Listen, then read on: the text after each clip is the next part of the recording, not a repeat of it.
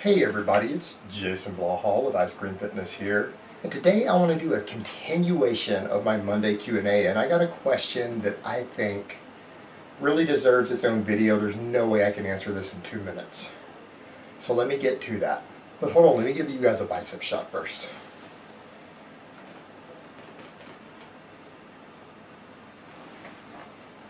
Okay, in the Monday Q&A thread, someone asked me this weekend, what are my thoughts on CT Fletcher saying that there is no such thing as overtraining?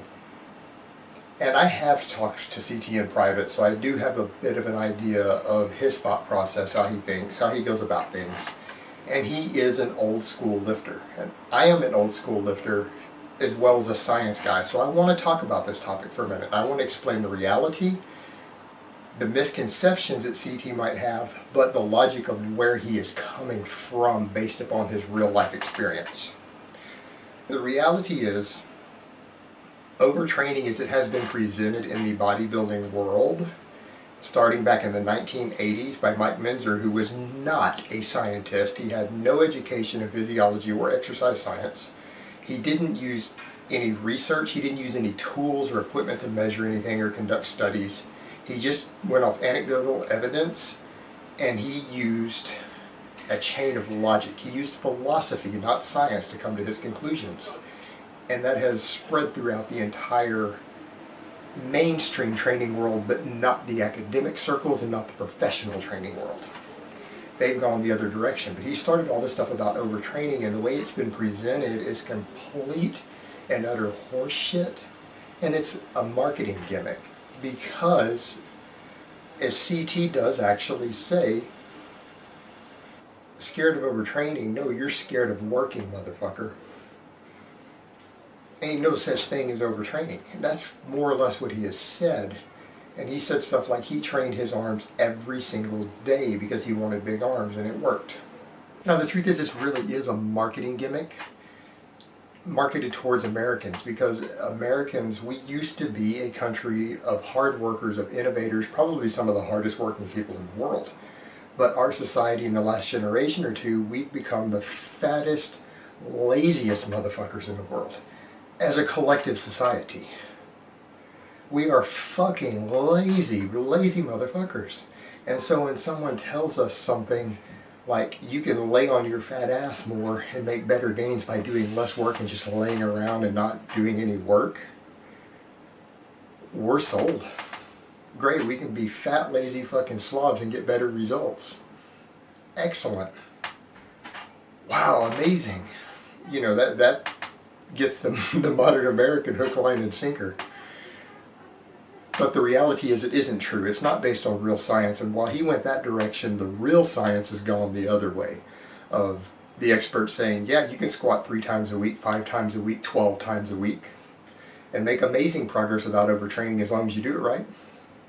So it goes back to the point of guys like CT are from the older school, to where they trained a lot harder than a lot of the younger guys do today, as it's become more mainstream. And more people want results, and more people are doing it, but it's also lazy people doing it, and they've been sold a myth by magazines, not by scientists, but by magazines, and that has perpetuated the industry to the point to where all these magazine writers and gurus who really know fuck all about training, but they write about this stuff, and they talk about overtraining. You can go through any book. I downloaded a whole library a while back of torrents of all these different bodybuilding books. I ended up deleting them, but I just scanned through them. There were like 100 in there, and I checked, and every single one of that 100 books warned you about overtraining. None of these guys had credentials. They were all magazine writers and gurus, and some of them even have YouTube channels. So, but they're not qualified to be giving advice on training. They actually know nothing about exercise science, the adaptation model, or anything else. And they spout this bullshit. And so it's guys like CT are rebelling against that because they know that the opposite works. They may not know the science. CT Fletcher may not know the science, and he probably doesn't. But he knows what works from watching it for decades, and he knows that what these people are saying about the overtraining just simply isn't true. And what they are calling overtraining isn't actually overtraining. Some of it might qualify as overreaching, which means for a short period of time reaching beyond your body's recovery ability. But we know that overreaching followed by short periods of underreaching actually produces faster results in athletes than training at the level that you can recover from all the time. So that's proven, that's known, that's understood in science. And a lot of the old school guys know this from observing too. They may not know the names for this stuff, but they've realized that it works. In the science, we've just put labels on it because we've studied it and named it and given theory names behind all of it. But they both come to the same conclusion. A lot of the stuff that the old school guys like CT do and these older guys did back in the day has been validated by the science, and a lot of the modern methods have been rejected. So we've come full circle as far as the academia agreeing more with the old school guys and with the modern niche of bodybuilders from the 80s, 90s, and today.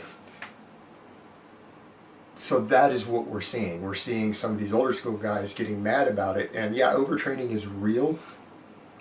But for the recreational lifter, it's not something that you need to be aware of. Meaning, if you only lift weights 10 hours a week and you only train squats 3 times a week and you only bench 3 times a week and you only curl 3 times a week and you're lifting no more than 10 or 12 hours, you can forget the word overtraining. It shouldn't be in your vocabulary.